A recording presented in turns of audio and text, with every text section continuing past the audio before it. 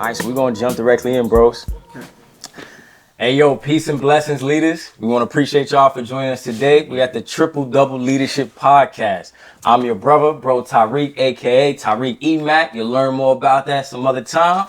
Brother and Alton, to my brother, a.k.a. Mr. League of Men. The Mr. League of Men himself, man. Triple double leadership, we here. Man, how you doing, bro, Alton? Feeling excellent. Marvelous. Come on now. It's a ghost fade word. Marvelous. Say that, you know what I mean? When you say those type of words, you can't feel down when you say certain words. Come on now. I'm saying marvelous, phenomenal. Come on, That's man. how I'm feeling right now. Yo, let me introduce my exquisite special guest today, man. Right. Two brothers who I've been blessed to really connect with, you know, over the years and some fairly recently. You know what I'm saying? Let me pass it over to my brother Ramel first. You know what I'm saying? This brother is a young entrepreneur, 28 years young, and killing the game when it comes to credit, when it comes to real estate. But many people do know that he's a leader.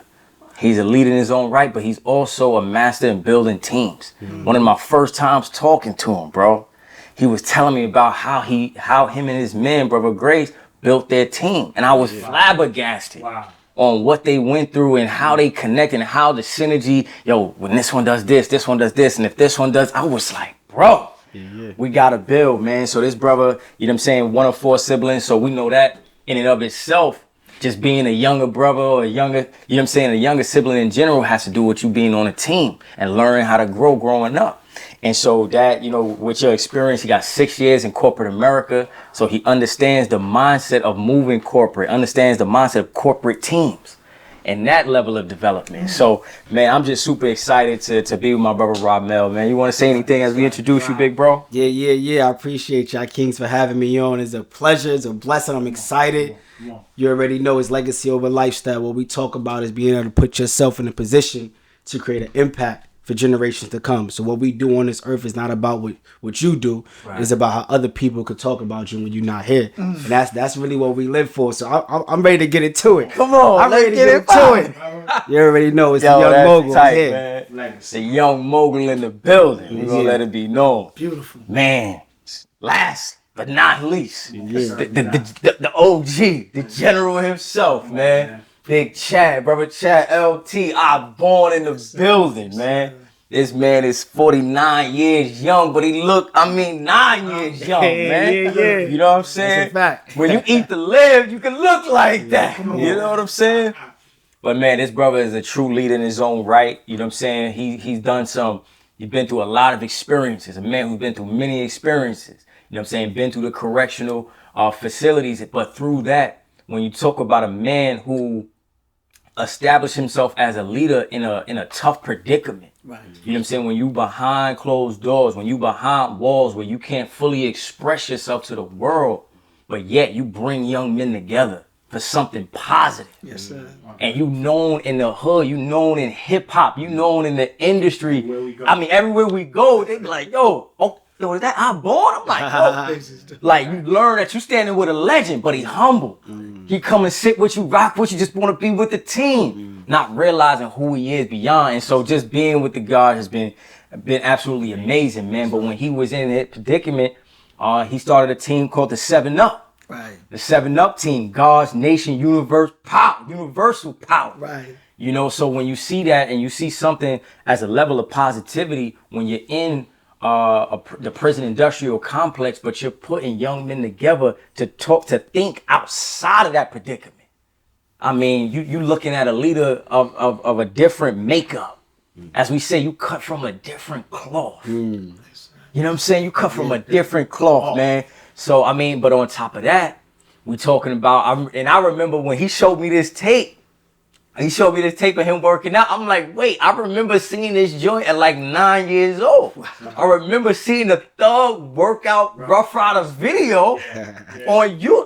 I don't even think it was a YouTube. It was probably just some weird websites back then. But I'm like, I didn't know years later this would be my man. Right. But this is one of the first brothers to take those workouts that they was doing in the correctional facility onto the mainstream DVDs. And he went all over the world to where right now, when that Rough Rider documentary dropped and people were seeing who was involved in the legacy, you had people from all over the world hitting my man up like, wait, The legend? Yes, sir. And we looking, I'm like, yo, my man is really that guy. Praise be. So, man, it's an absolute honor and pleasure, man, to be with my brother Chad, man. You want to say anything to the people before we jump in? Yes, sir. I'm very humbled and honored, to be amongst you brothers, to be able to bathe in greatness Come on. and excellence. You brothers definitely inspire me. And it's an honor to sit next to you, beloved young man like you, dealing with the sciences that you're dealing with, trying to elevate the minds. I'm just thankful. Just want to set the bar higher. Come on. And, and just keep it moving. And that's what the new project, Bar Genesis, is about. Fire. Standing for brothers athletically righteous. Come on. And you're dealing with the science of a bar to raise your mind above the bar, to keep it top tier like that in Genesis, because like I said, I am the beginning in that particular field of calisthenics that was introduced to the world. So I'm just here with my brothers. Come on, man. Yeah. Come on, man. It's beautiful, man. I feel like doing something right now. Yo, what? Yo, catch some side to side jumps. I could be here with it. Together. Unity, brother. Yeah. Teamwork. Real team. That's a man. fact. Man. We know as leaders, man, we talking about building teams today. Come Yes, on. sir. Yes, sir. In every aspect of life. So one of the questions that we start off with, and as a leader, right? Most time you have to see something. That's why image is important. Right. You know what I'm saying? Growing up, we all want to be like the people we saw. Like, Right. man, I want to be like that guy. I want to be like that guy. So image is important. So as a leader, what's your favorite team? Right? Like, what would you look at it? Like, man, that's a great example of teamwork and leadership that you draw from. It could be from anywhere, sports, whatever it is. Big damn Supreme Team, whatever was your team that you looked at. Yeah. It was like, yo, that's teamwork. Right Oh, there. man. So who would that be for you, Ramel? Man, I would say like LeBron James. That's he's one of my favorite guys when it comes to the sports, because he really changed the NBA. When he left from Cleveland and went to Miami, a lot of people was hating on him. Super. Burning the jersey. Super. Burning the jersey. The hate was heavy. He went to Miami, right? But the real key in his leadership was to show that he brought two other stars with him. And because of his greatness was so strong, those two stars was able to say, listen, you got the rock. You need to take us to the promised land. Even the Wayne Wade, that was his team. That was his team. That was his home. And he Come said, on, listen, bro. you got to take us there.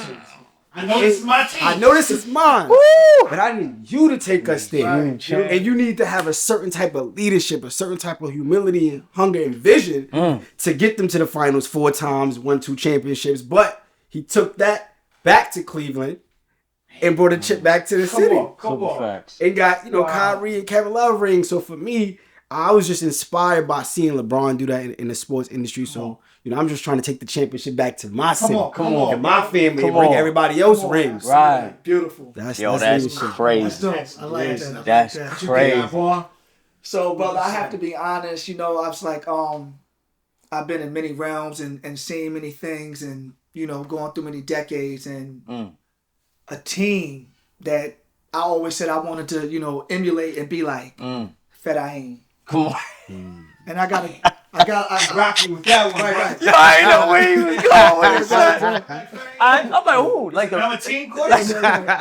Hope he's from the East? Right. So the reason why I say the Fedayeen, right, is because, I've been in many different things, but for me to see an elite team, the way brothers move, I knew Brother Alton, when he was a teenager.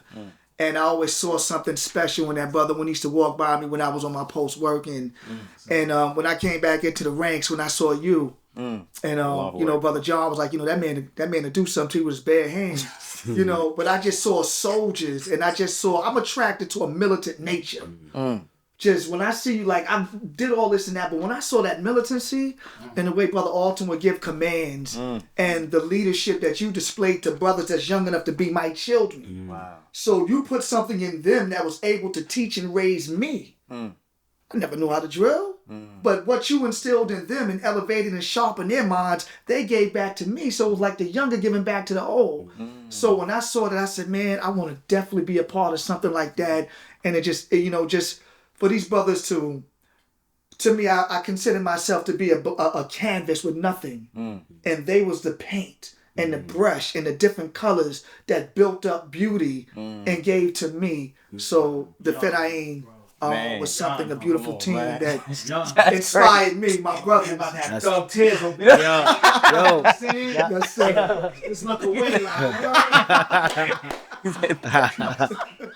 damn, humble. Yes, tears. Love my You an brother. I idiot. love those brothers, man. For real. Man, that's He did something so beautiful. man. to me, I'm man. humble Just, for that one, love bro. y'all, for real. You know, on that same page, man, mine's would be, I'm going to go out, Phil, trying to know I'm going to move on. It's the Avengers. You know what I'm saying? Sound weird. Super weird. But the Avengers, because It's serious. Yo, it's serious. all of them official on their own. Right. You know what I'm Right. saying? Right. I don't really need you. Iron Man is Iron Man. Cap is Cap. Thor is Thor. I'm the God of Thunder no matter what. Right. So when you could get a group of team, it reminded me of the Dream Team. That's my favorite group. Copies. You know what I'm saying? When you get stars to work together, that's amazing skill. Different. Michael Jordan, the Magic, a Bird. You know what I'm saying? Right. Hakeem, like we all official on our own, and we all want to be the man. Right. You know what I'm saying? That's my chance to prove to you I'm really the man, Jordan. Right. The world think you the man, but I'm the one. Right. So to get them to work together, bro. You know what I'm saying? Like with the Avengers, to get them to move together for one common cause. Like, yo, put y'all, the world needs us. Right. You know what I'm saying? And it's going to take all of us to save the world. Because the world needs us. Right. Humble And that was the yourself. part the lady asked Nick Fury. That's the, you know, he the one with the vision. Right. He said, how we going to get them again? He said, they're going to come because the world would need them to come. And I said, damn, B. That's heavy. You know what I'm saying? Like, I know you the man Incredible Hulk, but we need you to fall in line right here. Fall in. Fall in right here so we can all win. So that's my example of My Lord. Lord. Set the bar high. I don't want to go last, man. Man. I don't want to go last, man. You know what I mean? But nah, you know, man, y'all know If it's me. Power Rangers, it's Power Rangers. Yo, the Teletubbies had to work together, man. Thundercats and all. You know what I'm saying? But nah, yo, I got a big two, man. I got a big two, man. Yo, and I gotta, you know, we ain't touched hip hop yet. So we ain't touched hip hop. But when I think of, and I always, you know, growing up, Jada was always he always fed the gangster in me. I ain't gonna hold you. Jada fed the gangster in me. Like I can't tell you. It was no gangster in me. You know what I'm saying? I was about my work, but it wasn't no gangster in me. Right, yes, sir. But Jada and Styles, there's synergy. Like, I don't know anybody that had that level of synergy with being able to rap and go back and forth like that. And I'm like, I always admired that team aspect when it came to that synergy. And to see them still to this day, brothers like that rock together. Locked in. I'm like, yo, do you know it was something different about how they moved as a unit? Right. You know what I'm saying? So that alone, I was like, man, because synergy, all I tell you growing up, you know, and it is crazy because as married men now, I realize how much I take from my training as a young man with my young team. Yes, sir. That is like sometimes when I'm talking to my wife and she like, she asking questions, I'm like, yo, let's just flow. Like, why you gotta ask? Like, growing up, I like non-verbal communication, yo. Like, why you gotta ask every question? Like, but my wife is a triple confirmer. Nah. So we going at 8? Yeah. 8 o'clock. Like, 8:00. Like, there's only one 8 o'clock. It lasts for 60 seconds, yo. But so it was like growing up, it was synergy. We always flow. Even when we was walking on 125, walking through the crowd, it was like, boom, all right, we're moving like this. So when I look at Styles and Jada, that was something I always admired. But my second piece, man, is the team that moved with the Honorable Minister Louis Farrakhan, bro. Because I'm blessed to work with them and know them personally, to see their team dynamic, to know that everybody, in order to facilitate the movement of a dignitary such as the Honorable Minister Louis Farrakhan, their level of communication, dedication, and sacrifice is at a level that you don't find in a normal person. Because you can't be normal and function with a team like that serving a man of that caliber. You just can't be normal. And you truly have to humble yourself to see the biggest picture of all. Definitely. You can't be no braggadocious, I want to be seen. No, not working with this team. Nah, impossible. So that team, man, because I'm blessed to know those brothers personally, be trained by a lot of those brothers personally, it's like to me, that's one of the greatest teams of all time. You know what I'm saying? Just one of the greatest teams of all time. You know what I'm saying? Definitely the goals. And you know it from when you see that team pull up, I mean, the C got a pop. You standing that way if you want to, champ. You gonna see a Mack truck come your way. You know what I'm saying? So, yeah, man. So, but I mean, we talked about our favorite teams, but I mean, I want to know from our perspective, how do you define team? You know what I'm saying? Like, how do you personally define team? Like, how do you define, like, okay, this is a team to me. When I see this, I know I'm looking at a team atmosphere, a team aspect. Like, how do you all define team, in your humble opinion? I'll pick it up. So for me, the way I define team is everybody collectively want what's best for their brother the same way they want for themselves. So when we know I want you to win the same way I want to win, I'm going to work just as hard as I need to work so that this person can win. So I break it down like in my real estate company, right? Everybody don't make the same money, but it's not about the money. It's the fact that we all want to win and we all want to learn. We all want to get ahead. So if we collectively know that if I go down, you go down too, that's teamwork to me. Just really understanding, like, listen, win, lose, or draw, whether we go out there and we win on this battlefield or we lose, we gonna hold this down together. Got you. That's for me. Let me ask you, Rob, stay on that real estate piece. Please, right? How do you convince someone who's going to get the lesser to buy into that? That's a good question. You know what I'm saying? You know might get this blind shit. How do you convince me to buy into this? Like, yo, okay. That's a great question. Take the short term. That's a great question, right? And we was talking about this early, and it's all about how you present yourself, right? So the things that I'm able to get by me outworking everybody that's around me, and everything, the blessings that I receive because I'm a man of integrity, speak highly, confident.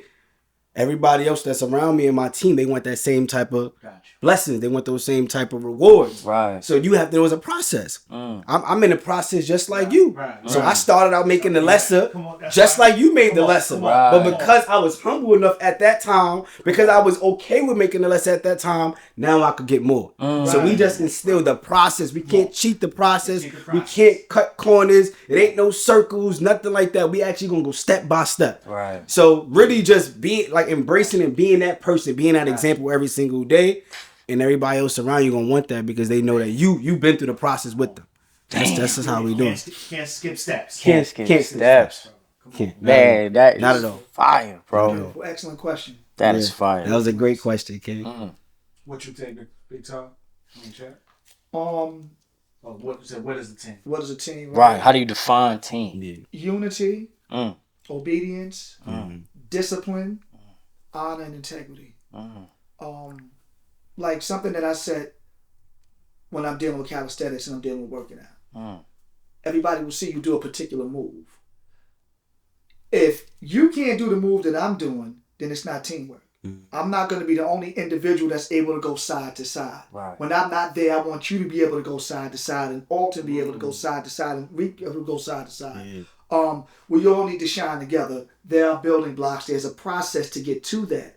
But I want everybody to achieve the same goal at the same time. For example, when we go to June 19th, I would love for everybody to be able to do a particular move. Right. To me, that's teamwork. Staying disciplined to whatever the teamwork is about. We have to stay obedient to that. So when I'm dealing with calisthenics, it's a certain way that I like to operate, but I want all minds clear at the same time that you should be able to do that move beyond a shadow of a doubt with pure confidence if I'm not around to represent the rest of the team. Wow. Absolutely, man. And then, when you look at that, man, I just love how y'all broke that down because when we see, a team is made up of different entities, right? Each entity is separate. Each entity is unique. Each entity has its own advantages, has its own disadvantages. But the beauty of a team is our advantages, we're able to put that together. Yes, sir. And almost discount our disadvantages because where I'm up and where I fall short, my brother's up. Beautiful. And so when you look at puzzle pieces coming together, yeah, I have a divot, but my brother fills that gap.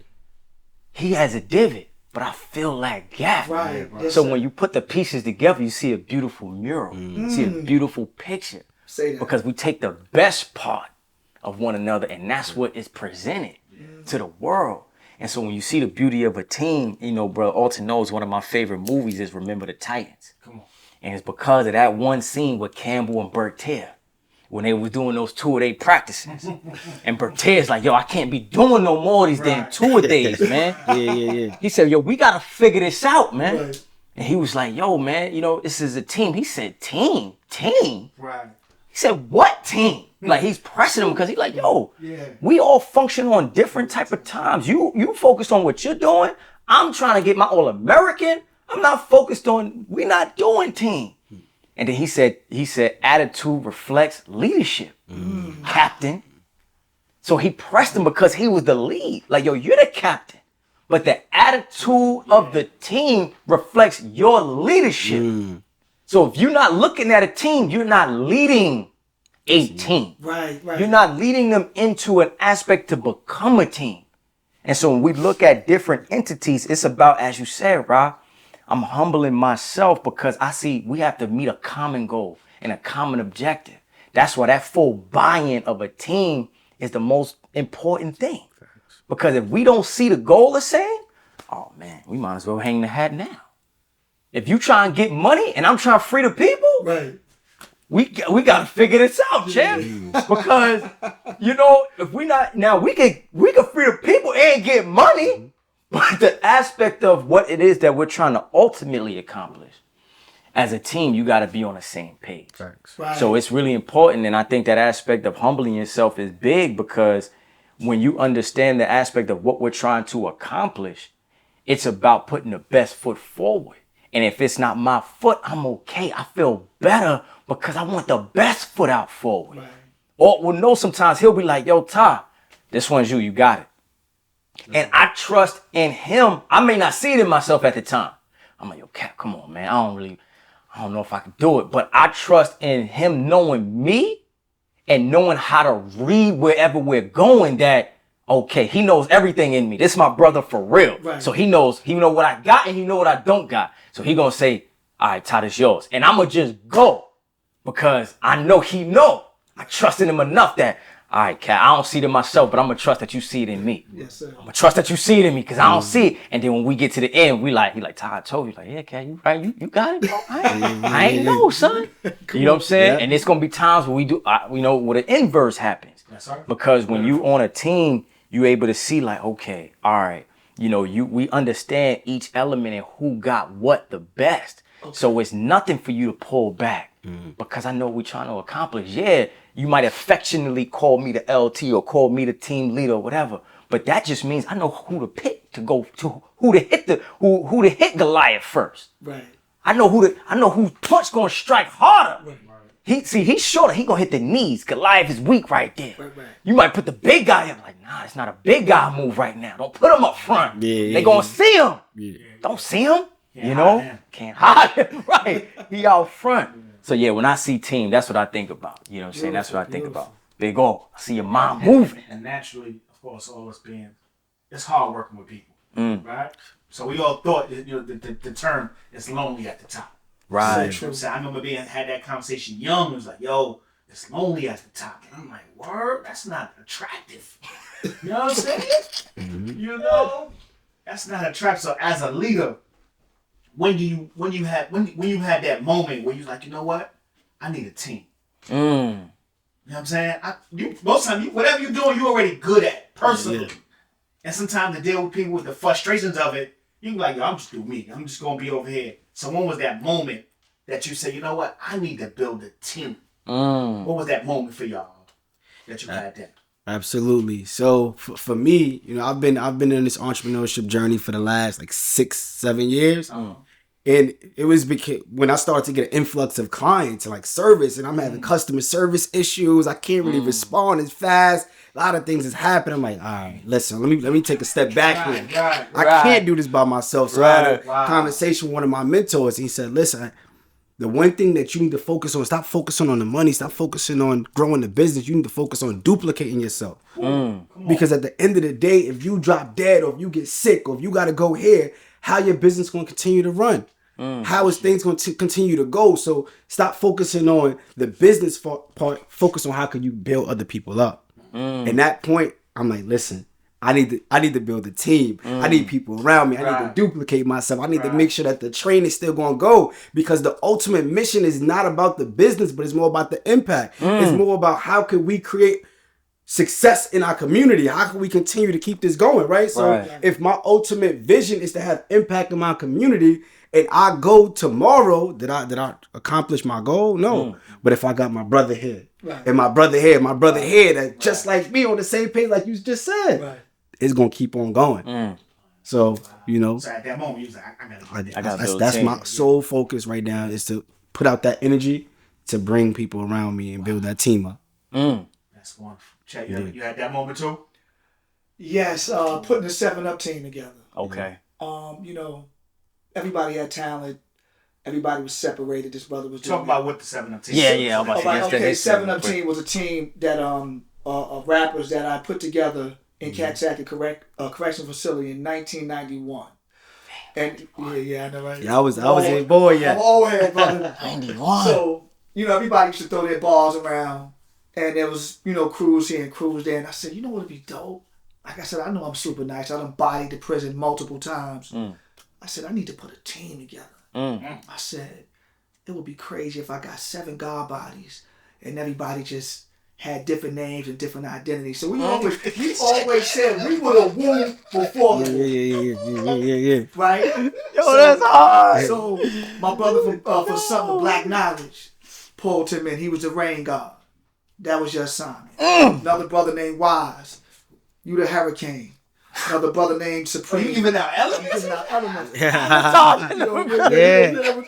Right? God Supreme Magnetic. You the tornado. Come on. My brother Mecca. You the metabolic mass murderer. Duquan, you the galactic gamified sword swinger. Yo, it's great. Sincere, you're gonna be the slow gas magnum opus because he was a little off. He couldn't get right. He was Slow gas magnum opus. Wow. And then it was Hakim, the syllable tactician, and K-Bar, the verbal X. Come on. And I said, what's going to be number gods? And I said, we're just going to deal with high science. And I said, if we could put this team together, it's going to be incredible. But I said, we have to have something that nobody else has. I was like, what's that? I said, everybody got to have their GED. Everybody got to be enrolled in college. You're not going to just come amongst us and want to rhyme and throw bars. So when a young brother's like, yo, IBorn, I want to get down. I'm like, yo, are you in any programs right now? Like, nah, but I got rhymes. I said, listen, it's what you do. You go get into a program, I don't care if it's building, maintenance, or plumbing. You do that. You getting your education? What's going on? Nah, man. Get your GED and come holler at me. But you got to show and prove to me that you and your GED, you're in the class. Standards. So I had standards. Come on. So when somebody thought that they were just going to come and rhyme, nah, they had to think like, nah, yo, somebody else would be like, yo, you got your GED? Nah, they ain't effing with you. Off the Tell you rip. off the bat. Off the rip. No need to even ask, bro. Get your joint For right. college? Nah, they're not even going to deal with you. Don't even go So there. before you approach me, you had to have those standards. Right. So when I told them, so you think you're going to go home and be a rapper? What if rap fails for you? What you going to fall back on? Right. At least you got a trade. At least you got a GED. You could try to do something with yourself, but you're not just going to come in here and rhyme and think that you're going to go home and do that, because it might not happen. I said, how many young ball players think they're going to make it to the NBA and they don't make it? What do they have to fall back on? So those were the standards that I had, and that was the first science team that that I encountered. Wow. Man, off the grid. Man, I mean, that was so powerful, bro. Because, when you look at a team, it's only as attractive as the standards that team is held by. Yeah. Right. That's what make that team attractive. When we watch when we watch LeBron's team, when we look at that, it's like once you walk up to them during practice or off time and you see what they actually do in order to execute at that level. It's crazy. When you look at the SEAL team, why is SEAL Team 6 so attractive? Why are they dynamic like that? When you look at that training, you like, okay. I see why. I see why. I see why they get the call. I bear witness why they get the call. Hands down. When you see why they get and the other ones don't, like the other team, the regular dude, like regular army cat, no disrespect. I ain't never been in that level of military. Right. But when you see, that's why SEAL Team 6 goes in. Okay, because I see the training. I see what you under. I see the standards that you're held to. I see the integrity that you got. And so when you set the standards for your team, that's what makes that level of, that's what makes them attractive to others. And a lot of times that's what turns people away, but that's for good reason. Right. Because if you're not built for this as it relates to what you got to step up to the plate for, you don't got the humility to be around this squad. Or if you don't want to meet, because when you have somebody step up who don't want to hold to those standards, that's like the rotten apple that's among the good apples. They start to disturb the foundation. Now the other apples become rotten faster, right?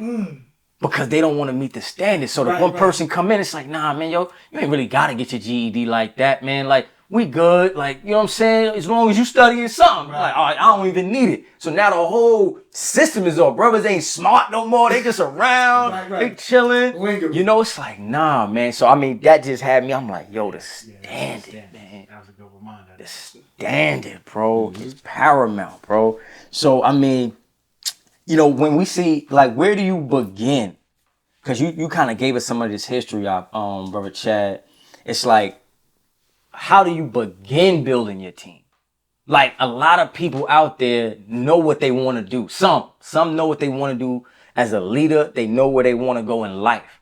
But when it comes to starting the build of their team, they're like, I don't even know what to do. I go to LinkedIn? Do I start on Facebook? Do I go on Instagram and put an ad out on building a team? Right. Do people join? Like, how do I even start building a team as a leader? Like, where do you begin that? How does that happen? Yeah, like in the selection process. You know what I'm saying? Like, Yeah. Look for people like you, or you know what I'm saying? Like, Right. How you go about that? Regular situations, you vet the individual. Right. You study the individual. You see his power points, you see his weak points, you see where he's strong at. Like, to me, I see where your wordplay is at. I like that. I like how you throw your, you know what I'm saying, your wordplay around. You're real witty with it. Right. You're using words I never heard before. I said, yeah, you would be an asset. You know what? Your voice is crazy.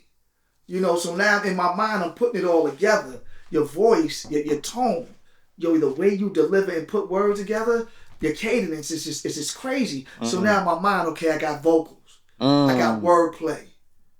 I got delivery.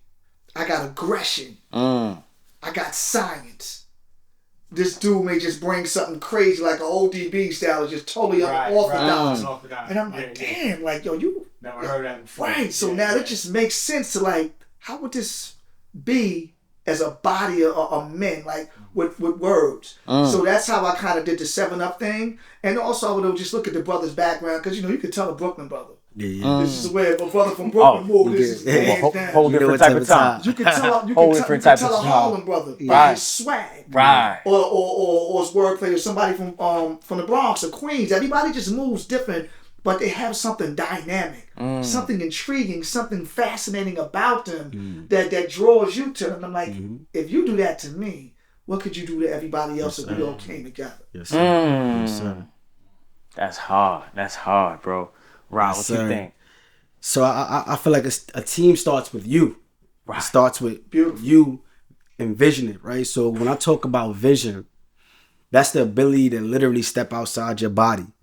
Go exactly where you see it. Create it. See the people that's around you, everything that's happening, and then come back into you and actually start making it happen. Just reverse engineering. Right? Oh, Rob. So I ain't messing with you, bro. I ain't messing. Yeah, you done said everything I wrote down, son. I ain't messing with this dude, bro. Just took everything. I'm like, come on. Yeah, you gotta go out there and see it. Because it's really the mindset. Like, if you believe it and you see it, then everything is gonna come. So you start putting the right energy out there, right? And the people around you start to come. So when I talk about my team, we say we didn't look for each other. We found each other. We came together. We found each other. I wasn't looking for you. I was looking for myself, and I found you in the process. Come on. That's how we do it. And now we start working. But I also set standards. I like what you talked about, right? So for me, I talk about everybody that's around me. We not employees, right? We partners. Right. We not employing anybody. We making sure that we are partners. We coming together. So we tell everybody, if you in this business with us, you need to have your own. You need to have your own business as well. Start your own LLC. Because if you can't work hard for something that you own, how you gonna work hard for something that I own? So that's just the basic minimum. Listen, we gonna be in this together, but I want you to make sure you have something that you could call your own, and we gonna work hard to how we gonna build that up together. So that's how we start putting together a team. Beautiful. I love it. have you ever, because all leaders go through this, right? Yeah. You naturally like a person. You know what I'm saying? You know what? Taking affinity to certain people. Yeah. You know what? It's my little man. I'm going to have to. Right. You know what I mean? That's one of my favorite DMX songs where he's talking about a little man. Oh, yeah, You know what I'm saying? And he had to do it to him. Yeah. She was like, yo, man, just get ahead, shorty. I supposed to did it to you. Right. But since you're my little man, I'm going to let you go. I'm gonna let you You know go. what I'm saying? Let you Even though the live. streets is like, yo, why you doing this? Anyway, in leadership, have you ever had a situation when you like a person who don't really meet the standards, but you try to pull them in anyway? And if you did, how did it go? You know? Because we've done that. We like brought a brother in like, they through the whole, Yeah. you know what I'm saying? Yeah. Through the whole synergy, but it was an affinity. Like, I know he could do it. Right. But he just couldn't keep up maybe with the stance. Have you ever been through that type of situation? You're bleak. Yeah, man. I'm actually going through that right now. Currently, okay? Yes, sir. So I have a twin brother. His name is Jamel. I have a twin brother. Really? It is we 3 minutes apart. I'm older than by 3 minutes. Wow. He's like, what I want for him, everything I'm doing for me, you can do it too. Right. Same womb, same Yeah, parent, you same was school. right behind You me. was right with me. It's nothing that Nothing I'm different. doing that you can't do. Literally. We have the same upbringing, same environment, same Right. education. But what's up? Right. And we went into business partnership and things together, but it just wasn't working. I'm continuing to try because that's my bro. I'd rather win with you than anybody. bro. Right. Trust me. But at the same time, I had to realize, listen, because one time he said to me, he said, everybody can't be you. You want me to be like you. I'm just not you. And I had to take a step back and realize, all right, listen, maybe I am putting my expectations on him because I hold myself to a certain, accountability and things like that. But everybody have their own path. Everybody have their own time. So now we had a conversation. All right, bro, no problem. I'm not going to put the same type of pressure on you. But I'm going to go out here and I'm going to still win. Right. I'm going to go out here and trailblaze. And when you Right. ready, I'm going to open that door for you, bro. Right, I got when you. you ready. And Got you. that's a tough conversation. 'Cause that's tough my one. bro. Yeah, The vision of me even starting this process because I want us at the top to look back and be like, yo, family, Got we you. did it. Let's come on. Oh, some floodgates is open. But I'm going to have to go there by myself right now. right. And maybe with some other individuals that's not my brother. Right. That's still really my brother. Right. But, everybody have their own time and everybody have their own Got a process. brother like that too. Yeah. That's amazing. That's real. Jay, you ever been through that piece? That's real. Brother, Real time. and it's crazy because Tyler Perry had said something and it was real heavy. Everybody can't take that journey. And he spoke about a rocket ship, right? That he said if you notice a rocket, when it would escape the Earth's atmosphere, that pieces start to fall off because it can't take everything. You can't bring everything with it. So as you watch a rocket, as it gets higher and it starts to go through certain pockets in space, things drop off because it can't make it with you. They can't make that journey with you. And I've had brothers lyrically that couldn't make the journey, physically to try to work out that couldn't make the journey, but I loved them so much. We started things together, but it just got to a point where I elevated and I started to escape the atmosphere. They fell back, but I wanted to bring them with me. But I said, if I bring them with me, it's gonna slow the process up. But I'm gonna come back and get you. I'm gonna build you. I'm gonna rebuild you up. So now you can bring your ship out, and escape as well. So it's hard when you love somebody like that, and like your brother, you love him and you really want to bring him with you, but he just can't. He can't make that journey. Yeah. He can't make the journey. And how do you say that to him? Right. How do I explain that to you without hurting you, without crushing you, Right. or offending you to the point where you mad at me now? Right. So it's rough, brother, to put yourself in a situation like that. I mean, that could be your man, 50 grand, but like, you can't take this trip with me. Right. But I'm gonna make sure that you good though. Right. But watch me and study me Right. and see how I move, and maybe you can fit in and get in like that. It's hard though, bro. And I know y'all experience that all the time. Let me tell you something. I thought Brother Alton experienced that with me. Yo, let me tell you something. Yo, Ty said, any minute I'm gonna get that text message. I love you, bro. The show, man. I let you go, God. Yo, Rob. Got 2 left feet, dog. We got the funniest stories about this dude. Because growing up, it was like all had the team. You know what I'm saying? We had the older team that I think a lot for because they made Islam cool. They made it fashionable. They made it like something that my young team wanted to be a part of, and like they was that team. Like we looking up like, damn, these dudes is fly. They doing X, Y, Z. They in videos. Like these dudes is official. So it kept us grinding. You know what I'm saying? We had those on the team who was kicking us to the side, but that's what made us hungry. You know what I'm saying? Want to be around. Yeah. But yo, this dude, son, it's like he was always in the spot. Well, he had to break the news. Yeah. Like when you wasn't, but yo, we used to watch. Like we knew when the bro ain't have it, son. Yeah. And you see him. Oh, it'd be like, all right, yo, just come with me real quick. And when you see him come up under there, oh man, it's a wrap. Yo, see you later. Assalamu alaikum. You make that face like this. Oh, make that face like. Oh, I hit you. When you do that, it's over. It's coming. Oh God, you been working. Nah, see, you been working, bro. Been working hard. You been doing that little extra practice? Yeah. See, let me tell you about the most important role. When the brothers is thirsty, see, it's a threat to the completion of the move. So we need somebody to hold that water down. Oh man. But the roll of it, man, you gotta hold on to it. You're like, oh shit, the water? Real rap, but no lie, like it's funny now. But as a leader, when I look back, that like he wasn't being funny. He wasn't trying to play you. Right. What he was doing was keeping your spirit high, definitely, and helping you understand that this alternative role is still of the utmost importance, and it's still critical to us accomplishing the goal. Right. And it's a story, man, that I teach when I'm doing security classes that I found when I was teaching this class of a researcher going to NASA to watch a launch. So the researcher is walking in the building, and they're going to see a launch for the day. They see a janitor mopping the floor. So he sees the janitor. He's like, yo, what do you do here? Janitor's mopping, looks up. He said, yo, I'm helping to put a man on the moon. Goes back to mopping. I was like, whoa. The janitor at the facility understands that his role in mopping the floor contributes just as much as the astronaut on the goddamn spaceship to accomplishing the goal. Wow. That means from the leadership all the way down has been a central understanding of how your part plays into accomplishing the overall mission. So when I look back, I laugh, but I understood the role that he was in was tough in and of itself as a leader. Right. When you got to redirect your team who got the spirit to move. Yeah. Right. But they just may not have the skill set in that capacity. Doesn't mean they can't play a critical role. Right. Yes, sir. Just got an alternative route right now. Wow, yes, sir. You know what I'm saying? We all tackling Goliath, but I need you to hit the ankles. Right. I need you to just grab his bag and move it from when he go to reach for it. Like, I don't know, but you just got to do something different. So that's real, man. So when I sit back and reflect on it, I think that's important. So when it comes to building your team, and Rod, you said something earlier when it comes to just that reverse engineering aspect, right? Because I'm an engineer by profession.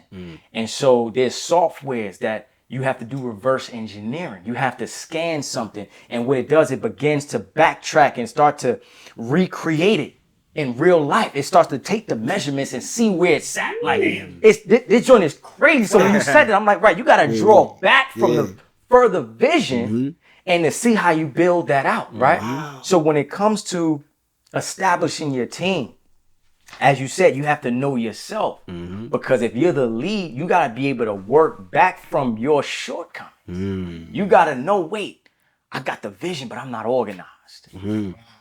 I got the vision, but I ain't got the work ethic. I got the vision, but I ain't got the time. That's real. Who do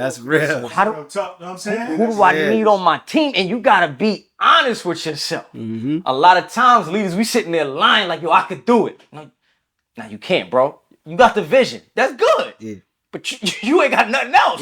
Like, that's really all you got right now is the vision.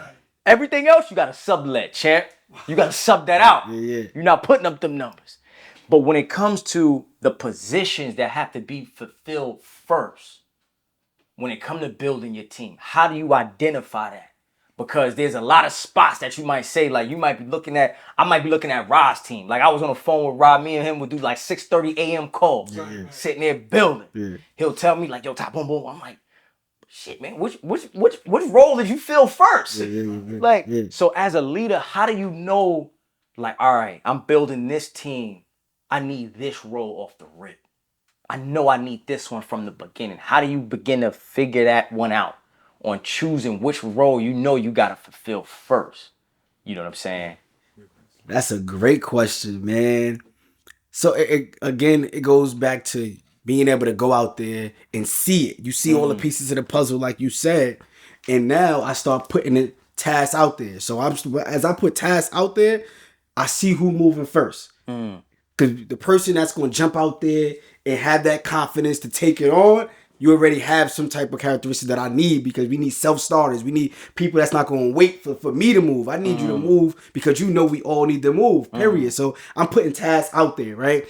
And this is one of the things that me and my partner, Isaac, we talk about. When we first started out, we wasn't making no money. We was putting things out on the table. We out here grinding, but we didn't ask each other for $1. We ain't stressed about what was going wrong. We just knew we need to show up. We didn't even plan. A lot of times we didn't even do no planning behind the scenes. We just showed up the day to an event, to a workshop. It's like, yo, I hope you ready.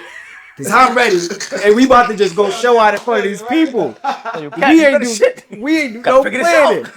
So now, before we even make anything official, I just want to see how hard you going before he's even on paper. We just going to bring it around and give opportunities. So even with family and friends, I do things. I just bring opportunities, give people tasks, and I want to see how hard you're going to work. And not every time, it works out. Some people, you give them a role and you realize that may not be for them. Right. That's coming with you. And that's powerful. It's hard to be able to have that conversation and redirect. But you have to be very, very focused on the details. Like I really focus on everybody that's around me. All right, listen, I know you're not good at, like you said, you're not good at speaking. Like my partner's name is Curb. You probably don't see him. You see me and Isaac all the time. You don't see him, but he's the third in the trifecta. Yeah. He's our project manager. Okay. He's out in the field making sure that the project is really happening. We're getting from phase 1, phase 2, phase 3 to a soul. But that's his role. He good at that. So just being able to understand, all right, I see what you good at. I see what you're doing. I see your characteristics. And then also asking that question. I have these conversations with my team. And I say, listen, what do you want to do? What do you feel you good at? Right. Because a lot of times we may put certain things on people that may not be for them. But I want to ask you directly, what do you feel? And having that open dialogue, because communication is key. So like that's really how I go about putting together the pieces to the puzzle and knowing who goes where and who does what. Beautiful. Beautiful. That's dope. Man, you said about asking, sometimes just that. Just have that. Yeah. I mean, think you could do this? I'm like, yo, who told you how to do that? I wanted to make calls. I started making calls. Why? Only because I had to. I didn't want to. You know what I'm saying? I want to do this. And sometimes people have hidden skills too. That's one thing I never understood it. Right, growing up, we in school. And it was never cool to be the one that knew the right answer. Right. And you in the class, you might know the answer. But nah, I ain't raising my head. I don't want to be the smart guy. It's like, what? Lights on me now. Yeah, lights on me. It don't make sense. Right. But when I went away to college and there was a whole different ballgame, people was raising their hand. Other people like, yo, I know the answer. And I'm like, yo, we need to bring that type of energy back to us. Understand? Listen, be proud that you know. Be proud of the information. Be proud to step up and say, I'm good at this. I think I could be the best at that. So just creating that energy for open dialogue. If you feel like this is good for you, let's talk about it. Put it out there. Let's share. Yeah. Man, that's powerful, bro. That's powerful, man. Anybody else want to take that on? When it comes to the role that you just know you got to fulfill first. I mean, I think about as a leader, we got to all ask ourselves, there's certain things that only you can do. And you can't delegate that. You know what I'm saying? That's a fact. Certain things that only, I don't care if there's 10 people that only you can do it. Right? You know what I'm saying? And I think about a Jordan, right? You know he's going to get the ball. Has to. He has to get the ball. You know what I'm saying? Some people don't even want it. Right. You got the ball. So for you to even want the ball is different. But there's certain things only Chad can do, only Alton can do. So once I figure out, all right, it's not a lot. It's maybe just one or two things. Right? You know what I'm saying? Then I figure, okay, what's needed next now? You know what I'm saying? Okay, these two, I got these two. You know what I'm saying? What are the other things that need to feel right after that? You know, that's how I pretty much start going. Okay, I do need that. And you definitely need someone not like you. Yeah. You know what I'm saying? Definitely. Right. So I think about the two things that I do good and the other two things that I do horribly. Like, all right, I need two people for that. You know what I'm saying? Yeah, that's my mindset when they go to it. Solid. One things that we're taught and that we study when you study the universe, right? And you learn about the laws that govern the universe. First law is law of motion. Right. Things gotta be moving. There's no point in accomplishing it if nothing's moving. Right. And so if you're not the mover, you need somebody to get things moving. Right. Because in order to have activity, in order to get ideas moving, if you got a thought, you need someone that's going to bring that motion, that's going to bring that energy to get things rocking and rolling. Right. And we know that second law is order. Come on. You got to put things in order. Right. So you need that person who can organize, who can put things in their proper place, ideas, financials, whatever it is, because you can have the best idea, get all the money, but if you're not organized, it will be a short-lived victory, guaranteed. You're losing a lot of money. And you're gonna lose a lot of money, so you end up at naught. You know what I'm saying? So when I look at that, I'm looking at that's one way me and Brother Alton would work. You know what I'm saying? Just as we were building teams, kind of coming up, it was like, yo, if he was bringing the motion, I knew I had to come with the order. You know what I'm saying? Rarely do I leave anywhere without my laptop. You probably will never see me without my laptop. Because if I'm doing anything, I know I gotta start to bring some level of order to all the ideas that's happened. Like, okay, because we ain't gonna accomplish nothing if nobody write it down. Now I kind of hate that task. I'm not gonna lie to you. Cause I'm the type, I'm like the stingy guy with my notes. Like I'm the guy who take notes. Like, yo, can I get a copy? I'm like, hell no, you can't get a copy of my notes. I ain't finished. Disrespectful. Like, first of all, I ain't curated yet. I didn't put it in its proper place. You know what I'm saying? Yes, sir. But that's what I think about. You know what I'm saying? It's like when you got to make things move. It's like, the motion and then putting things in order. You know what I'm saying? My man Kev, who's one of our, of course, is the producer of this piece. I've been blessed to just see my man build this production from the beginning. I remember what he told me when we was graduating high school, what he was going to do. Yo, Ty, I'm going into construction. That's it. My mom's company, that's it, bro. I'm not looking to do... And then one day he was like, yo, I'm gonna do music. I was like, what? What do you mean, Kev? And I remember him sitting me in the whip playing songs. Boom, man, it's not sitting with this. Like, he really making moves. I remember what this looked like before. Right. The build out of the studio, the first level, the second level. And my man, he was probably one of the best examples that I seen who had the motion and the order in and of himself. Because I seen one-stop shop of things continuously progressing in a way that I've never seen before. Right. Like over the years, I've seen it grow. So that's why anything he tells me he's gonna do, I can damn near put my hat on it. Okay, he's gonna do that. I just want to be able to say, yo, I was there when he said it. I was there when he said it from the rip. So I think about, when it comes to those roles that have to be fulfilled, I think of the motion and then I think of the order. You know what I'm saying? I have to put those things into place. Man, definitely. Those are laws of the universe. Absolutely. We all rap guys here. So recently I was listening to J. Cole's joint song, I Let Nas Down. That was crazy. So I let Nas down. He told me how he let Nas down, you know what I'm saying? So then Nas responded. So remember the response, like, you ain't let Nas down. Right. But one of the lines Nas said, he was like, no, J. Cole, you ain't let me down. He said, see, you got Jay-Z, but he's one of the great. He said, it's kind of hard for a great to teach someone how to be great. He said, I tried it. He said, niggas do that shit right back in my face. He said, they let me get a little work, but they won't put my name on it. You know what I'm saying? Right. So even as a leader, as Axion, how do you transfer your energy, your spirit, your skill into the next person? Which is usually the hardest part. So how do you do that? Translate your vision. Come on. With building Bar Genesis, I said I need to reproduce myself physically into somebody else. And the funny thing, I got a phone call from Brother Elijah.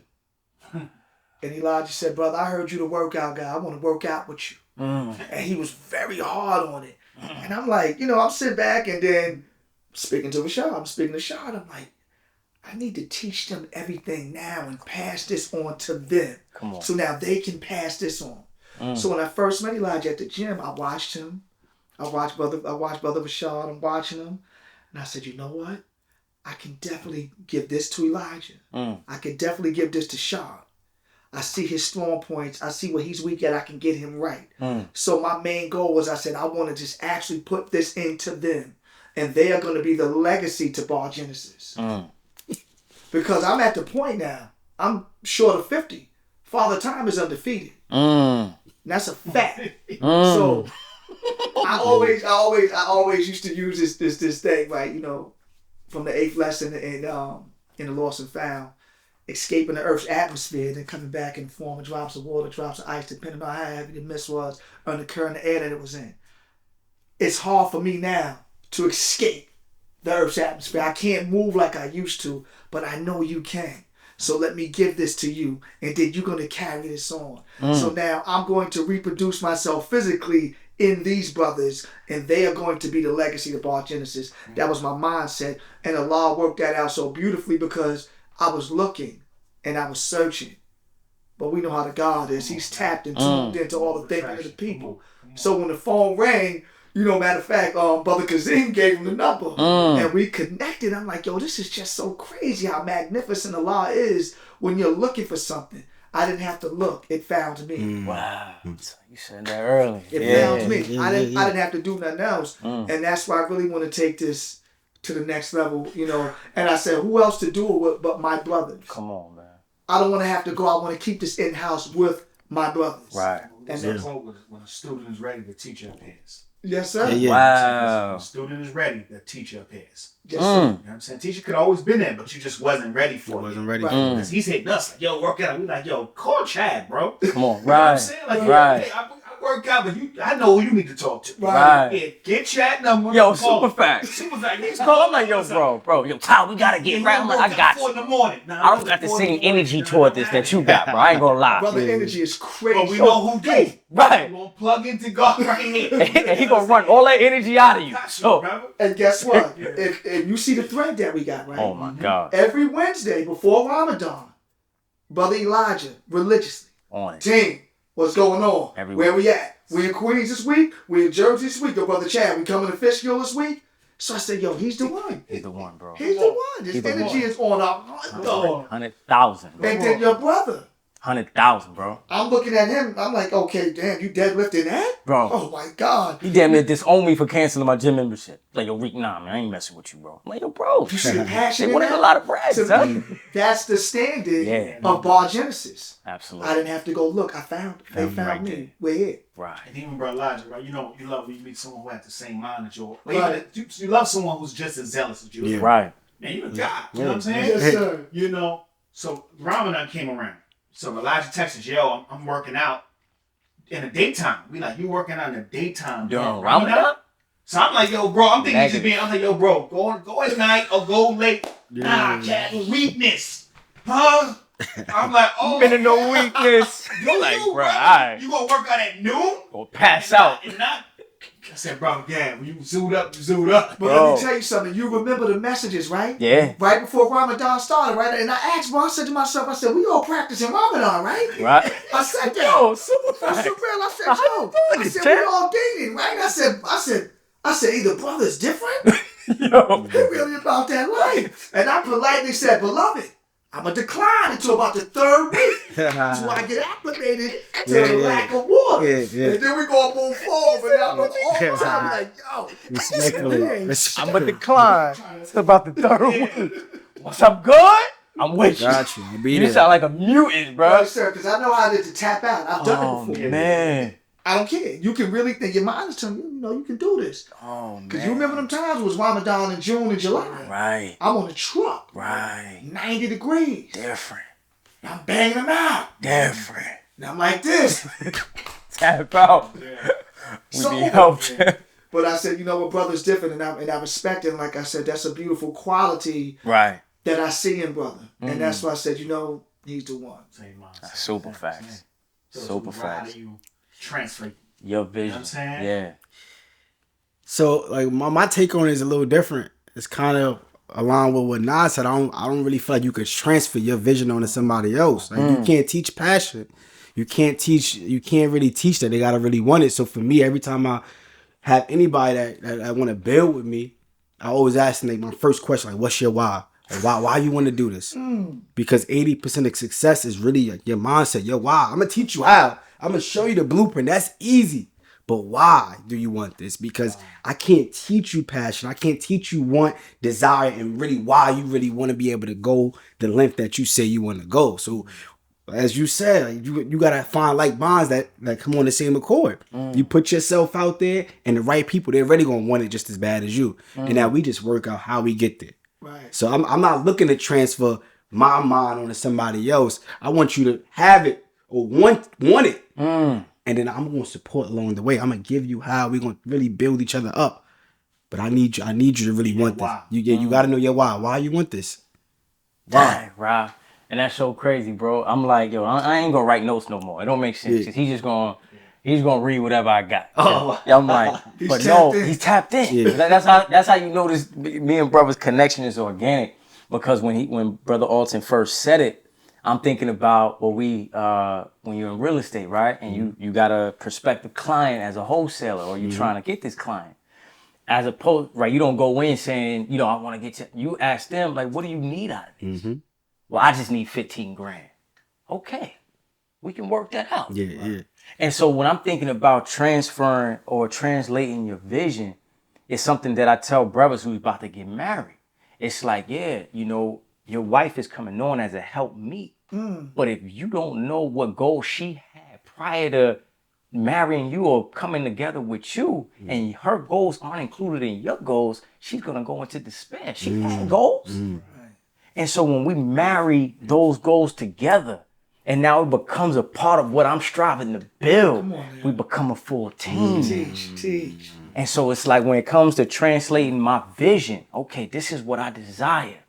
But there's something you need something.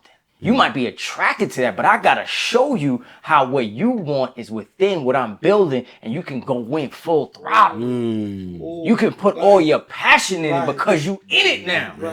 I can show it to you. I can show you how you right here. Gave you stocking. I can give it to you right here. Come on. You know what I'm saying? And so that's the beauty of the teachings of the Most Honorable Elijah Muhammad. Yes, sir. Yes, sir. Because when we think about, he taught us what we truly want out of life. I thought I wanted this. I thought I wanted the cars. And it's like, no, you didn't really want that. You want the freedom. The freedom of your time. You want to become one with yourself. Right. Let me show you how to do. I didn't even know how. I didn't even know that's what I wanted. And so when we're able to translate that, sometimes it's bringing a person to the understanding of who they and what they truly want out of life.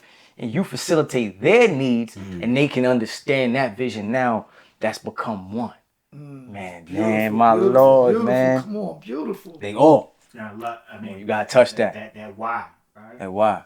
We just going off just the movie. I ain't trying to get into historical. That didn't really happen. Listen, in the movie, right? Okay. I knew from Paid in Full the first 10 seconds that guy was gonna be a problem. Bro. You know what I'm saying? When Rico was going hard about the game and took the money. Right. His son's going a little too hard. Right. You know what I'm saying? The carrot, what's your why? Oh, you just want the money. You want that flash. Oh, okay.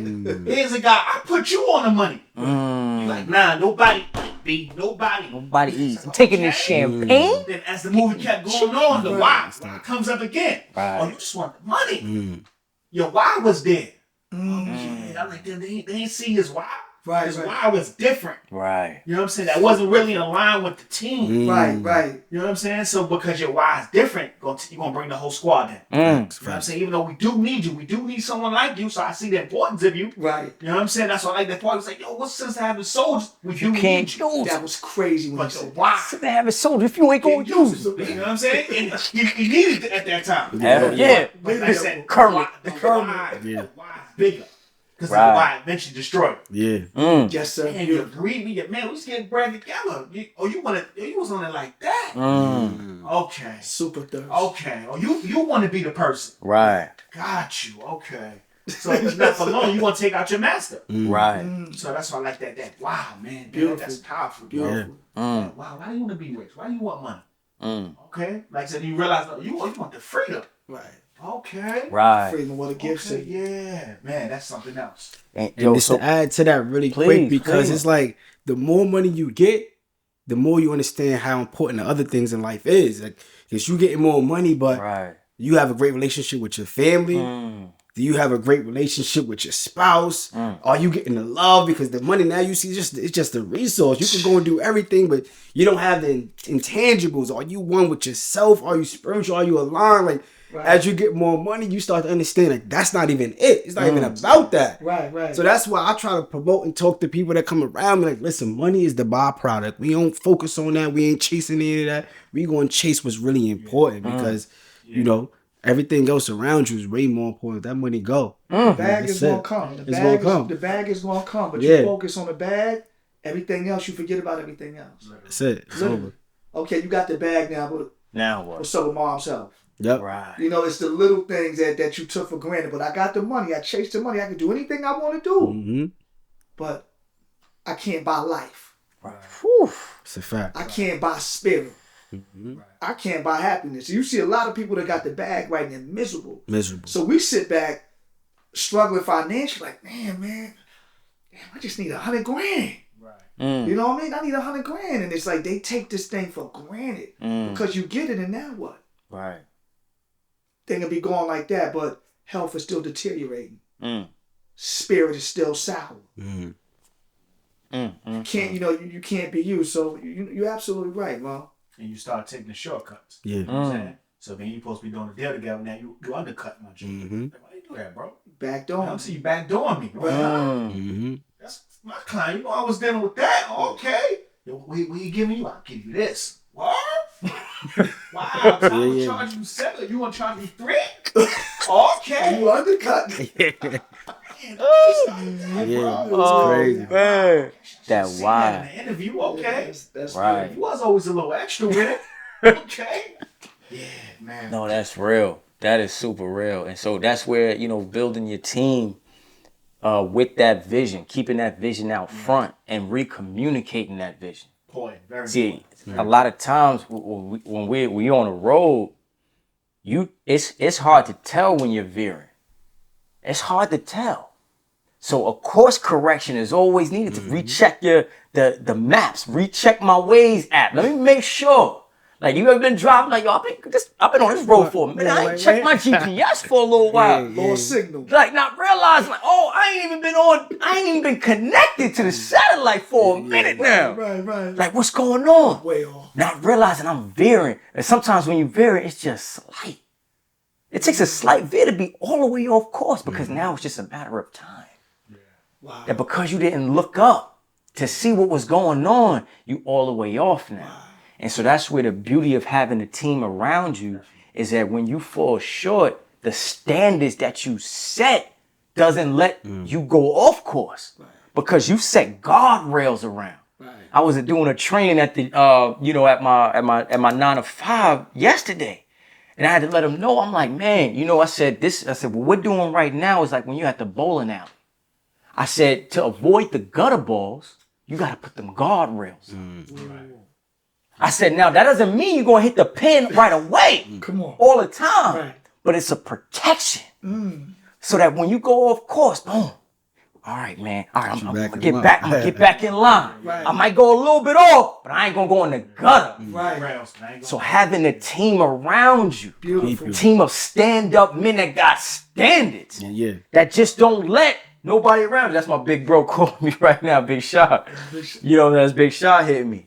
When they got standards, man, there's a beautiful aspect to it. But one of the next questions that I wanted to ask is, how do you keep your team motivated? Because through different trials, through different ups and downs, when you're doing business, right? You're going to have those wins, you're going to have those L's. When you got a sports team, you're going to have some wins, you're going to have some losses. Right. But how do you continue to translate that motivation to keep them going, to keep their spirit high, to help them continue to see the vision? Because when you have that lack of motivation, it can be real tough and real discouraging. So how do you keep them motivated? I think setting new goals. Wow. If you set new goals, it's always giving the team something to achieve for. Something greater. So, if you're doing things, everything is the same all the time. Yeah. Everybody starts to get, it's just nothing right here. Yeah. So, for example, all right, I know you can do 20 pull-ups. Let's try to do 20 pull-ups and 10 incredibles, 10 muscle-ups. So now it's like you're challenging yourself. So you challenge the people around you to produce greater. That's the only way you're going to get, that's the only way your muscles are going to grow. That's the only way you're going to gain a certain type of strength. If you challenge yourself, if you put a new goal up, if you keep doing the same workout routine, you're not going to grow. Your body's used to it. You're not going to get blood in those certain areas no more. You're not going to get the chest that you desire. So now you got to add something else to the bench. Now you got to go incline. You got to go decline. Now you got to throw the flies and you got to bring it out some more. You got to hit the diamonds. You know what I mean? Come on, bro. So you got to, you have to set the goal higher. Right. Put some stress on the body, and that's going to make the body grow. I'm used to this. Okay, what you going to do to change that up? I can't run 4 miles no more. Why not? Okay, maybe you need to get on the elliptical and you need to put the treadmill on the incline at 9 and walk at 3. Now you're going to add a different burn to the calf now. Now your stamina is a little higher. So when you bring it back down regularly, when you hit the ground regularly, this is nothing. Oh man, I just did 4 more laps. Okay, now we at 2 miles now. Let's give yourself a goal. Push harder. Wow. Keep elevating the goal. Wow. I love it. That was you hit it on the head, man. You knocked it out the park. Yo, I ain't even got nothing for it, bro. I'm like, good Lord. That was right there. We gotta give ourselves goals. Motivated. For example, right? The last routine. You said next time, inshallah, if there's another shade, you say, I know what we're gonna do different. So what you do, you studying the footage now. Right. So now you know what all the men can do. You know all the strong points. I'm gonna make this even harder. So there's gonna be no second place. There's not. The judges off the back, y'all got this. I don't even want to see nobody else because you're setting the goal higher right now in your mind. You know what we want to do. Man, this dude used to have us practicing drill. He'd be like, "Yo, close your eyes." He'd be like, "Close my eyes." Sitting there drilling, moving, going. He'll turn the lights off in the facility. We like, "Oh, this is crazy. Bugging. This guy's bugging," because at that time we known all across the nation for drilling. Right. So now it's like, nah, I can't let them get cold. Right. I gotta elevate the standard. I gotta elevate what it's gonna take in order to keep you grinding, keep you going hard. I'm like, damn, this dude ain't bugging. He ain't bugging. He's bugging out on us. Great visionary, brother. Come on, man. You're just trying to really just figure out how to push yourself. You know what I'm saying? That's what you're really doing. Just trying to, man, what can I do to push myself left? Right. You know what I mean? Especially been doing something for so long, it's like, gotta be something different. But you made me just really think of why in our society now, especially in the social media world, why everyone loves challenges. You know what I'm saying? I'm like, why every week there's a new challenge, but we just love to be challenged. Right. You know what I'm saying? I just want to see if I can do it. Do the stupid, whatever it is, whatever dancing, whatever the challenges. Wow, so that do bring a different level of excitement. Right, it does something. Wow, It does something to the spirit. Like that. Yeah, I want to add something because it's from a different perspective, right? Please. But as I transitioned from the corporate world to being a full-time entrepreneur, and there was different things that I learned that I had applied to my own businesses, right? So I actually I previously just worked for Pepsi as a sales rep. So when people think of Pepsi, they think about the soda, Mountain Dew, and all that good stuff, right? They don't think about the snacks, like Pepsi on Frito-Lay as well. So I remember as a sales rep, I'm going in and out of these gas stations selling soda, and then Pepsi came out with these Gatorade bars. Like, yo, you sell these Gatorade bars in every single store. I'm like, what is this about? You know what I'm saying? I don't really want to do that. But then my supervisor at the time explained to me why we started selling Gatorade bars. He said, listen, we selling Gatorade bars because we want to keep you in business. We want to keep you having your job because soda is fading. If you look at the numbers, people become more health conscious, healthy alternatives, and this is going to be the next wave. Wow. So we need to start selling this now so you can have a job 3 years from now. So I understood the behind the scenes and the people of it. Like, damn, all right, I'm about to get these Gatorade bars in every single store. But now I actually transitioned and I translated that to my team when it comes to a real estate standpoint, right? So, Ty, as you know, with the wholesale and real estate, it's a numbers game. Right. So you have to put a certain amount of output. You have to have a certain amount of calls, text message, reach a certain amount of motivated homeowners before you actually can create that into an actual deal. So as I onboard my team, like one of my team members, he was getting upset because he's like, listen, I've been on the calls, I've been, following up, and I haven't gotten a deal yet. Right. So I said, how many people you spoke to this week? So I spoke to about 7 people. I said, all right, it's a numbers game. You need to speak to 100 people before you can even think about getting the first lead. I'm talking about somebody that's interested. Right. We ain't talking about the sale. We're not even talking about the sale. Interested. Just interested in having a conversation with you. Oh, that's good. So now after you talk to 100 people and you get that first person that's interested, now you got to go through 7 of those people that's interested. And after that 7th person that's interested, you may have yourself a deal. So if you only spoke to 7 people this week, you're not there. It's a numbers game. Now I break it down exactly how many people you got to speak to, all of the different facets that go into you actually getting the deal. So now he was remotivated because he understood, all right, I have to hit this goal now. I only spoke to 7 people. I thought I was doing something. I got to go for 100 every single day. I understand. So I learned that from the corporate world because they understand. They said, listen, you want to keep your job, we need to be ahead of the curve because people are going towards healthier products now. And now I'm talking to listen. So the moral of this whole point is breaking down the bigger picture because not everybody in your team understand the bigger picture. Not everybody understand that. So just communicating, explaining how it really, like just you looking at it from this perspective, but we need to think bigger. Let me show you how it really it impacts us. Powerful, man. Yeah. And last thing, man, just something you made me think about, Rob, was like when we talk about keeping our team motivated and focused. I think about, when you set incentives, but when you incentivize in connection to intermittent goals. So like the bars that you was talking about, it's like, yo, not only you sell this amount of bars, but you gonna get X, Y, Z. Yeah. You know what I'm saying? It's like at each level, like, yo, once you do these workouts, boom, we gonna get the shirts popping. You're like, oh, snap, we're gonna get shirts? Like, yeah, but then once you do this amount of pull-ups, we're going to get our own custom headbands. Right. Oh, snap. Yeah. So it's like when we incentivize our team at levels, it keeps them grinding and going. Right. Because, as natural people, we want things, right? We want things, physical items, but we want, and we want to be seen in some cases, but we want to show growth and development.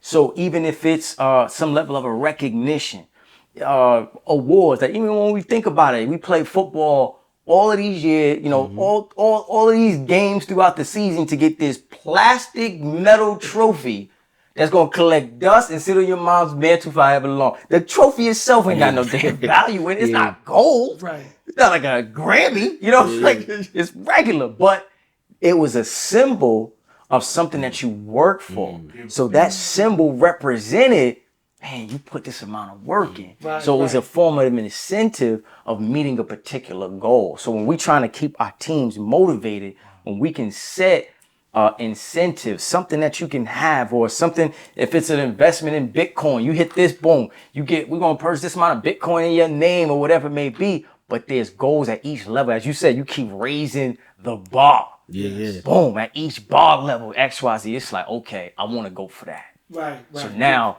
but you got to start here. All right, I got to hit every level now. You know what I'm saying? So I think that's extremely key when it comes to keeping your team motivated, man. Yeah. Beautiful. Keeping your team motivated. As we about to close soon, bro. Of course, man, I pretty much know all of our answers.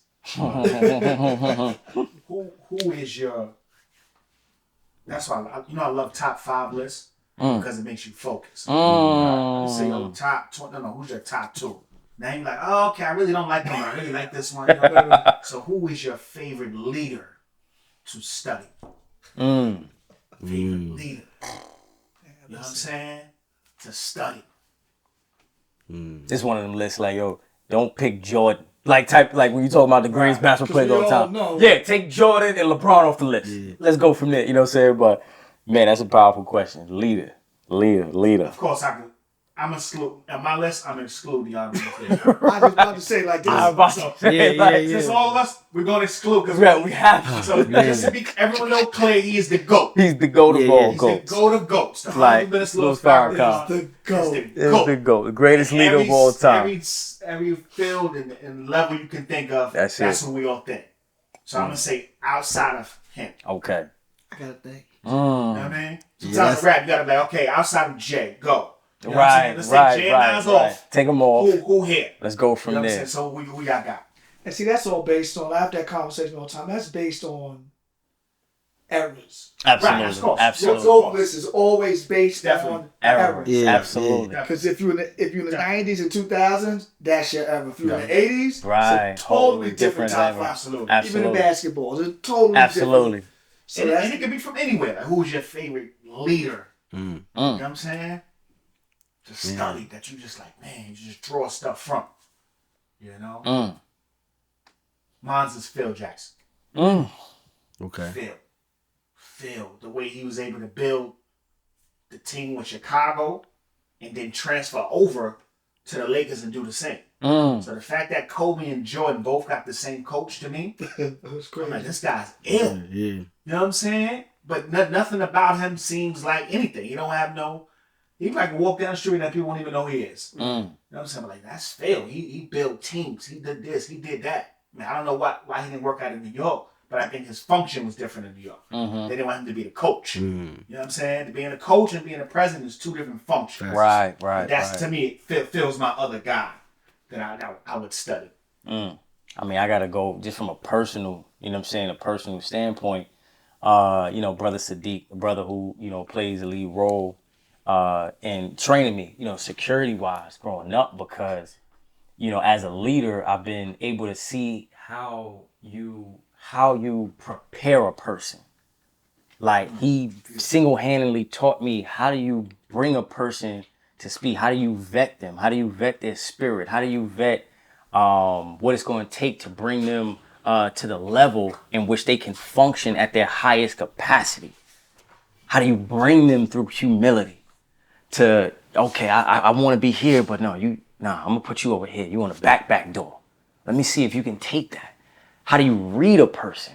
So being able to see that and see just that leadership aspect from him, and me being blessed to kind of just learn from him the last 12 to 15 years has just been spot on, because I've seen him, how he's done with my personal training, and then to see how he's created leaders, because to me, that's the biggest thing, is that as a leader, to reduplicate yourself as a leader, not just, I didn't develop great teams. That's great. Okay. But have you developed leaders? Have you been able to take the ingredients of a person and help them in their own leadership aspect and see them flourish in industries outside of what you were training them for? That's different. Yeah. You know what I'm saying? That's a whole different piece. That means you've given them concepts. And that's one beautiful thing about brother Aziz Muhammad, Grandmaster Anthony, as he's affectionately known all over the world in martial arts. But now brother Aziz Muhammad is like, when you're going through a seminar with him, he gonna take you through some movements, but he gonna talk to your spirit. He gonna talk to your mind, because he knows he needs to, beyond the technique. I gotta train your vision. Like, I gotta train like your mind for self-defense. Because if you don't realize that you trying to be the tough guy walking down a block with 60 gang dudes on the left side of the street, you gonna get touched, because you think that that's a wise thing to do. Yeah. Cross the goddamn street, champ. You ain't no punk, because you saw and decided, hey, you know what? I'm good. I'm gonna walk around here. I'm good. You ain't running. I just decided not to walk through 60 gang dudes. I know what type of time they might be on. You know what I'm saying? So, and they from Brooklyn. Best stop. Yeah. You know what I'm saying? Yeah. So it's just about, when I look at that, I always take things, because to me, when I think about leaders, I'm the biggest fan of the people around me. And the reason is because I know you from a different perspective. You know what I'm saying? I know Brother Alton. I know Chad. You know what I'm saying? I'm learning my man Rock. That's why I talk about my man Kev the way I do, because I know him. you know, I love other people too. Like, but I don't know Jay-Z as a leader. I know you as a rapper and as an executive. But I ain't never been up under you, so I really can't talk to that. But when it comes to people around me, that's why I can talk. You know, I talk from that particular perspective. You know what I'm saying? But yeah, I got to answer. I got to answer there. Yeah, I got to answer that. That's a hard. hard. That was a tough one you asked. That's a tough question, you took bro. out the minister. You said, you took out. I was like, yo. Oh man. Four go. So it's really tough, but your answer really helped me get to a place where I can really point it out and not think. I was thinking too big, like Right. But I have my older brother. His name is Sean. So as y'all know, I'm one of 4 siblings. But the reason why my brother is a leader to me, one of my greatest leaders, is because he challenged me when nobody else was, right? So as I was growing up in Brooklyn, we see all the cool things. Everybody want to be on the streets. Everybody want to be ganged up, and that's what we see. So I want to do the same things, right? And I grew up with my cousins and everything, and my brother wasn't the cool person out of my family, right? And the reason why he wasn't cool is because he wasn't out, you know, on the ball court, smoking, drinking, ganged up. He was going to school. He was dressed up, you know, to the par. I'm like, I don't want to be like, I want to be like my cousin. My cousin ganged up. He got the girls. He drinking. He cool. That look cool. He got jewelry on, you know.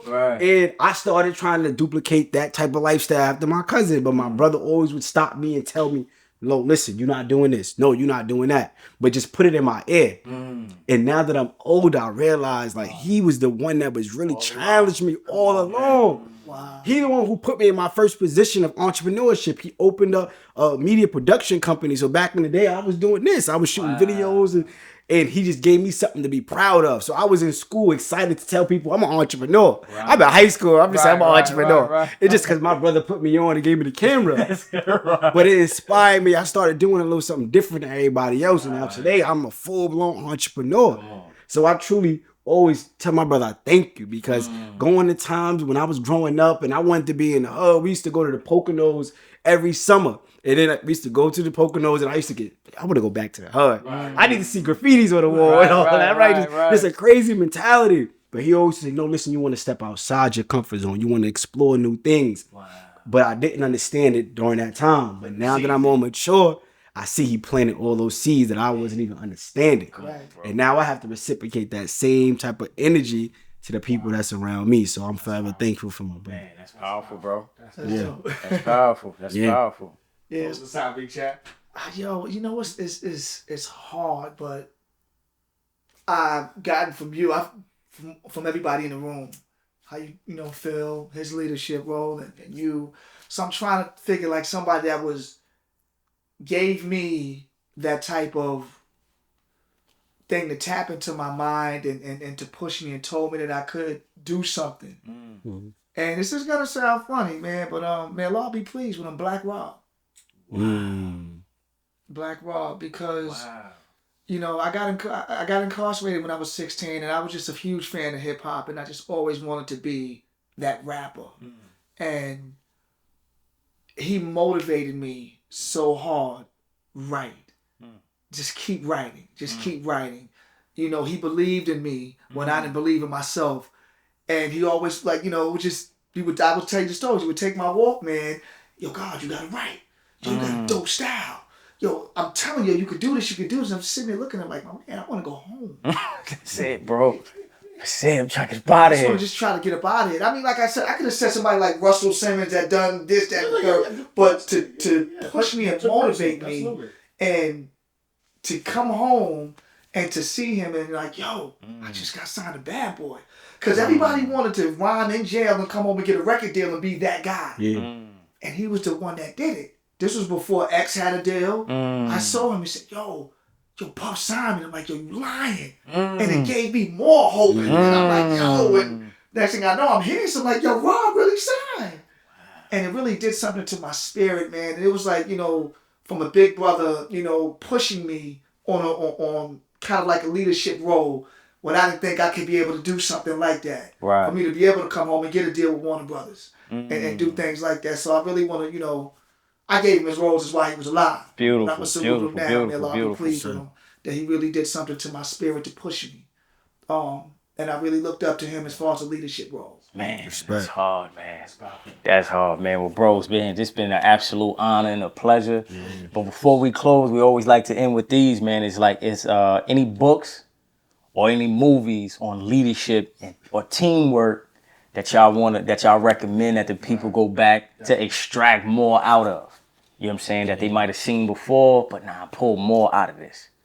Yeah, one of the books that I read that really helped me continue to implement these strategies is called The Go-Giver by Bob Berg. It's called The Go-Giver. So everybody think about the go-getter. So everybody out here grinding. It's like, no, listen, we need the giver. Your ultimate purpose should be to give and serve, because as a leader, we need to solve problems.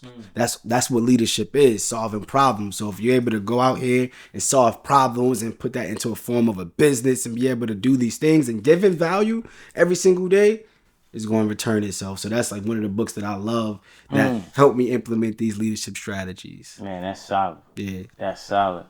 Well, Alton knows, one of my favorite books that I extract a lot out of every time I touch it is the 33 Strategies of War. Okay. That's one of those books you just study because it's extracting different strategies of different generals and leaders from different diasporas and different phases of life on what they use in order to win the battle. And it's like when you get into the thought of leadership, how they motivated their teams in ways that don't always seem as encouraging, right? You got that one leader, I think it was Cortez, who burned the boats or did something to his own people's boats to add motivation to his team that, the only way to freedom is through the enemy now. We have to conquer. There is no going home. Burnt the boats. There is no going back. That's it. We got to go accomplish. And they went and they conquered. You know what I'm saying? So everything, of course, we're not commenting on whether that was righteous or not. But when it comes to that, when it comes to establishing motivation for your team, there's different strategies on being able to do that. So that's one of the books that I always, highlight and recommend, 33 Strategies of War. And of course, Remember the Titans. It's one of my favorites of all time. You know what I'm saying? What you recommend, me, Chet? Well, I can't really hit that on the head. Okay. Well, mine's in the north is Troy. Troy is a mandatory, to me, movie for every man in life. Mandatory. There's so many levels to it. To Troy. Just even with he was an elite warrior. He had a cousin. And he told his cousin, like, just because you're with me, you're not elite, bro. You know what I'm saying? I'm gonna allow you to be around me. Right. So when it was time for war, he had to tell him, no, you fall back. You gotta watch us. Right. He's like, nah. He said, no, you're not ready yet. You know what I'm saying? I know you me, but you're not ready yet. So it just shows him how he had to transition. He didn't, I ain't gonna go over the whole movie if you haven't seen it, but there's so many different levels of leadership in that particular movie. So that's the one I would recommend. This is Troy. Watch that. Troy, yeah. Troy's man. I really couldn't get into movies like that, but now Okay. I'm like, you know what? My brothers. Yeah. Because I know you're a scientist, so we look at something to study and really break it down. And those are the type of movie chat. When they came out, we called the whole team. We all going to 40 Deuce. Facts. The whole squad. We got to go see that. Facts. You know what I'm saying? Right there. Let's go. You know what I mean? Super facts. Yeah. What's that? Oh, man, I can't remember that joint off the top of my head. I don't even want to try to call it. The Town? The Town. With Ben Affleck? Yeah. Fizz. The Town. Dope. That was dope. Bro, that joint was different. That was good. And the one that T.I. did was kind of similar to that. Similar, yes. And the reason I guess that movie hits me is because, we all got bros on our team who just on a different type of speed, right? Yeah. Sometimes you just got those different hitters, you know what I'm saying? Who, they play their role and they play it exquisitely, but you don't always need that role. So you need to know how and when to use them and to use them effectively. So we had that one scene where he was like, yo, gotta make a move. Right. I can't tell you where we going. Right. I can't tell you what we doing. He said, yo, which car we taking? Right. Sit. I said, see, this dude is on a whole different type of time. Because he knew, like, yo, my man, a whole different, he a different dude, but I need him for this. Right. You know what I'm saying? And so it's like, it's just understanding. It taught me, like, when you understand the assets around you, you know how to use your team at, you know, when it comes to them being most effective for whatever the goal is that we need to accomplish present time. Beautiful. Stop right there, Tom. So when it was all said and done, his man OD'd. Absolutely. He OD'd on the scene. So he was like, yo, why you OD? He said, yo, why did you bring me? He said, you know what I do. Yeah. Like, you brought me, so that's just what it's going to be. Yeah. He said, nah, I said, we're just going to do this. Bro, he said, you brought me. You told me, so you know what I do. You know what I'm saying? You got that as a leader. You know what I'm about. You know what I'm saying? What you doing for? Yeah. You should have went for Dolo. Yo, you ever seen Devil in the Blue Dress? Come on, man. The Denzel Washington joint? Come on, bro. Devil in the Blue Dress, bro. He had his man Mouse. You know what I'm saying? Mouse was that hitter, bro. And he had the dude with him. They had kidnapped the cat, brought him to go to this spot or whatever. And he said, yo, you know, I gotta go get the girl. Yo, keep him in here. He said, yo, all right, cool. And then when he left, he came back. He said, yo, where Joppy at? He said, yo, over there. He said, he checked his pulse. He said, you killed him? He said, yeah, man. He said, why? Why did you kill him? He said, man, he said, if you ain't want him dead, why you leaving with me? He looked at him like, in his mind, he like, hey, why did I? He said, but I told you not to kill him. He's like, yeah, I know, I got you. You told me not to. But you know me, champ. Like, why did you leave him with me, son? Like, you know what I do. Yeah. And so, you know, that's just, those are movies, but it's based off of understanding your team. That's right. Understanding who they are, their strengths, their weaknesses, and how they play their role in what it is that we're looking to accomplish, man. Beautiful. So, bros, this has been phenomenal. Y'all got me on top of the world. It's incredible, brother. Yeah, man. And when we talk triple-double leadership, we're talking about leadership in all aspects of whatever it is that we're doing. Not one-dimensional. We're talking about the full cipher of leadership. Right. Beautiful. So, yo, we appreciate y'all, brothers. Thank you, Big brother. Chad, Big Rob, Big Paul. Clap it up. Triple-double leadership, man. Peace and blessings, family. Yes, sir. Kevo, appreciate you. And I catch a little